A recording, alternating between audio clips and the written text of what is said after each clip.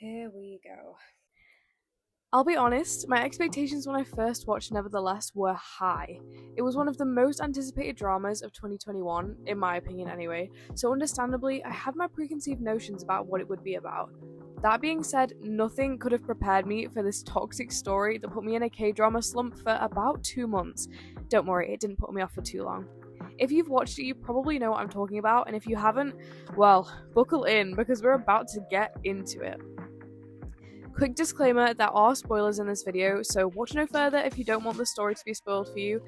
Even though I'm passionate about them, these are just my opinions and one person's perspective. I'll try to be objective too, but this will be very opinionated.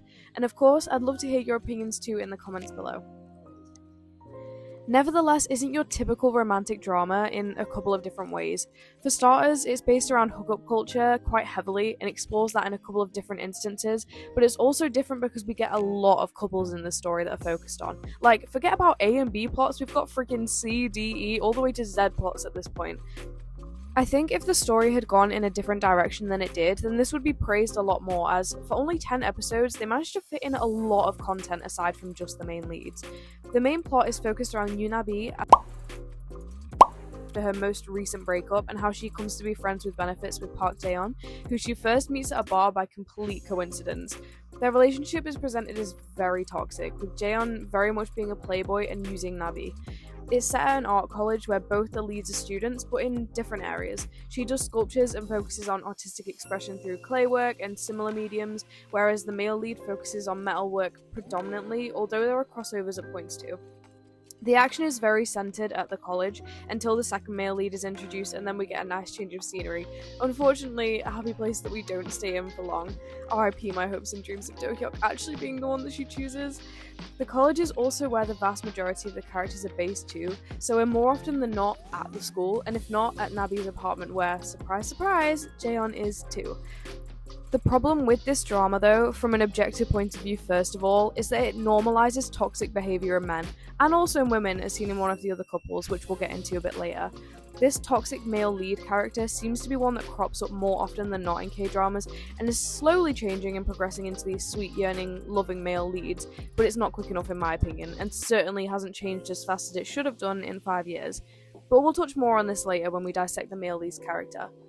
So, without further ado, let's get into the main characters and their roles in this drama.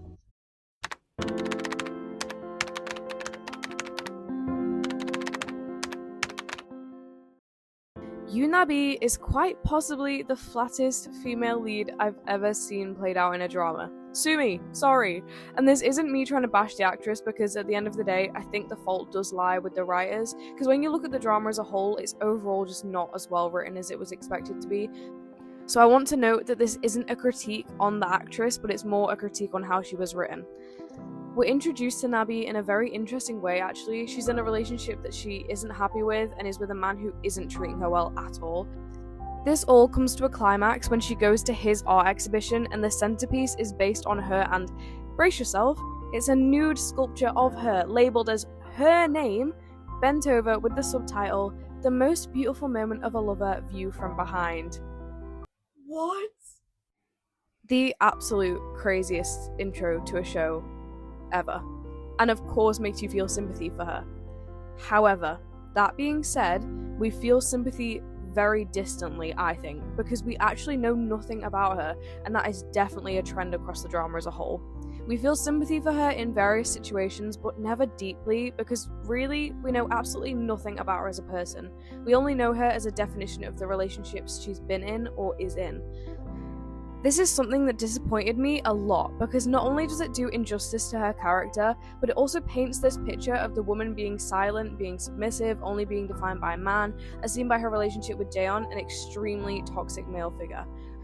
One thing we can maybe infer about her, though, is that she possibly had a tough upbringing or a father figure who didn't show her the way a woman should be treated, just because of how she gravitates towards a certain type of man and then pushes away the one that is actually good for her. But that's all it is, an inference, because otherwise we get nothing about her. It's actually quite difficult to write a character profile about her because apart from knowing that she goes to art school and can sculpt well, we don't actually get to see much of what she enjoys, what kind of person she is, or her relationships with her relatives, apart from her aunt, who she is actually really close with, and we see that. We do find out that she wants to do further study in Paris and she doesn't get it at first. Again, we feel sympathy for her, but we don't know the why. Why did she even want to go in the first place? What's her drive? We want to be able to root for her, but we can't. And then when she is given the option to go to Paris, which is supposedly her dream, she turns it down to stay with, you guessed it, Jaeon. Maybe she's just written to be a reserved character, in which case it was perfectly executed. But even reserved people have a personality, but they seem to forget to give one to Nabi unless she's with Jaeon. And whilst the right partner can make you better and bring you out of your shell, she isn't even shown to have much personality even when she's by herself. So you're telling me that the only one she ever shows any personality around is the toxic guy who won't commit? Come on, we can do better than that. Honestly, justice for Nabi, because she had so much potential as a character, and I wish she'd been celebrated more as a character in her own right too.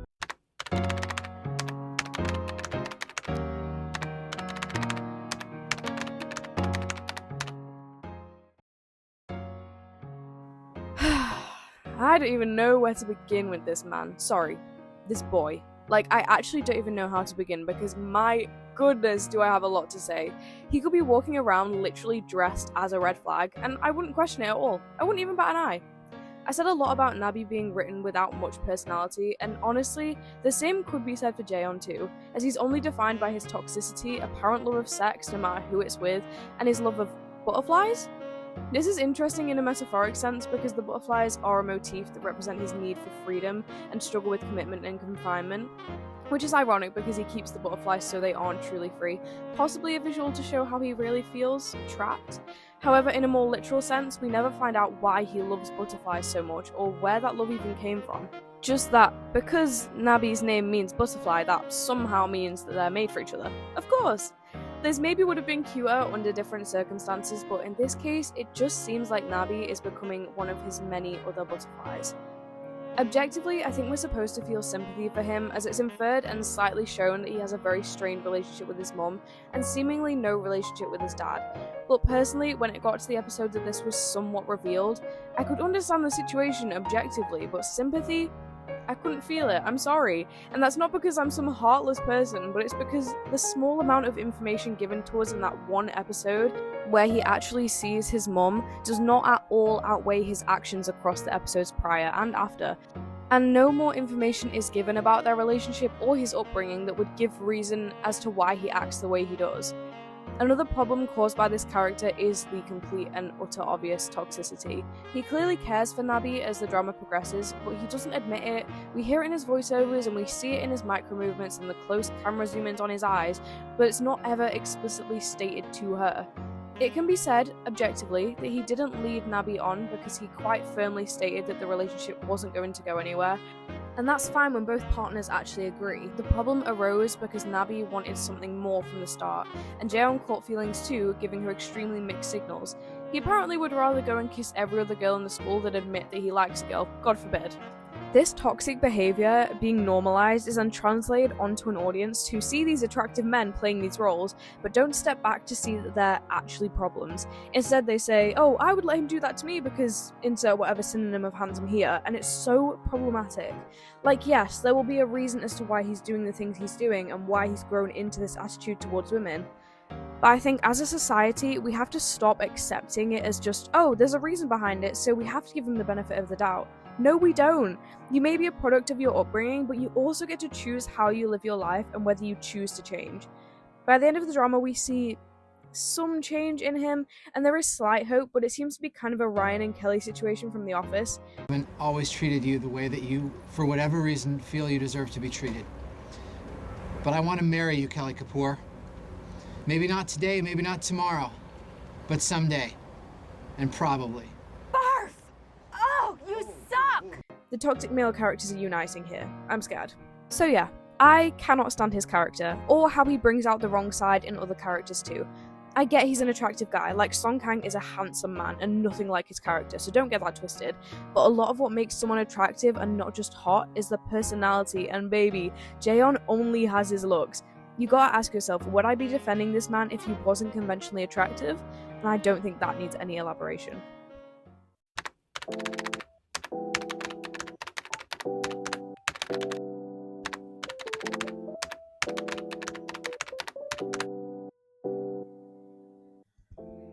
This man needs all the hugs and love in the world. Not only is he super cute and like objectively the perfect guy, but he has a freaking personality. This man cooks, and he cooks well.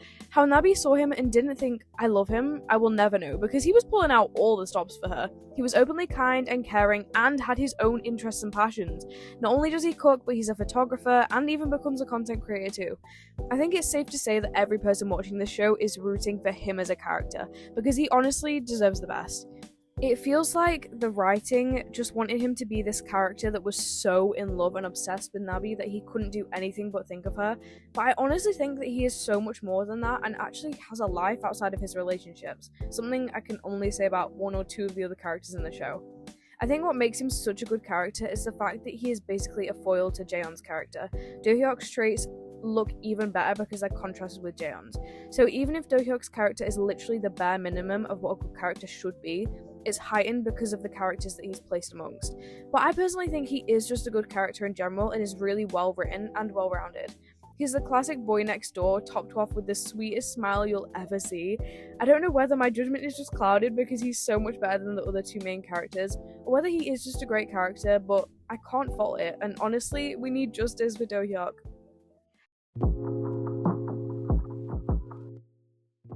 Relationships are a huge part of this show, and if anything, create it. There's so much variety in relationships, and I do have to give the show credit for that, begrudgingly. But they aren't all good by any means, so I'm going to split them into two very simple categories: good relationships and bad relationships. Creative, I know. The bad relationships are all very similar to one another, by which one is heavily taking advantage of the other. These relationships are, of course, Jaeon and Nabi. Then we have Nabi's best friend Bitna and her love interest Kyuhyun. And last but not least, surprise surprise, Jaeon again, but with his other situationship Sola. These relationships are defined by one thing: toxicity. In the relationships including Jaeon, he is most definitely the problem. But interestingly, the one being taken advantage of in the other relationship is Kyuhyun, not Bitna. This is interesting as a dynamic and very well mirrors the relationship between Jaeon and Nabi, just with the gender switch. Both Bitna and Jaeon take advantage of their respective partner, either being too afraid of commitment even though they know their partner wants it, or just using them for sex to fuel that specific desire. In the case of Bitna, since we've already spoken quite a bit about the main couple already, she is attracted to Kyuhyun, but is afraid of her feelings.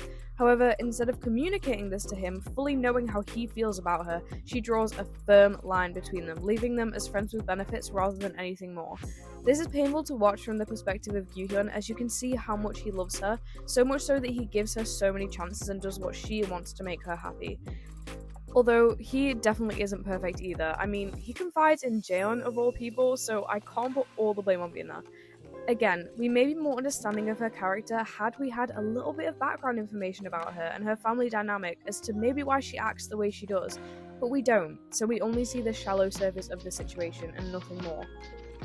In Jaeon's other significant partnership, we're introduced to Sora, who seems to be a very old friend of Jaeon's, and it's inferred something more either in the present we're seeing or in the past. They clearly have a deep connection though, as they share matching butterfly lighters, something Jaeon uses frequently. I think we can tell at a certain point that Sora knows that she's losing Jaeon, as she tries to hold on in any way she can, even coming into contact with Nabi at one point where we get this crazy line.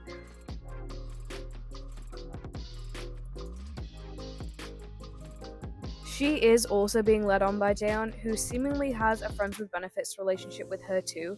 She's not the most prominent character, and if anything is used by the writers to show an obstacle that Nabi has to overcome to get to Jaeon.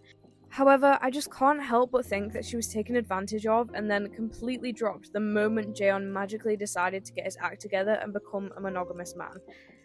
Yes, she's a side character, so we're never going to get that much information on her, but the general trend of this show is that it shows all these women fawning over Jaeon and then seemingly suffering the consequences of it. He hurts all these women, most of whom aren't even given identities, and the show expects us just not to pay attention to it.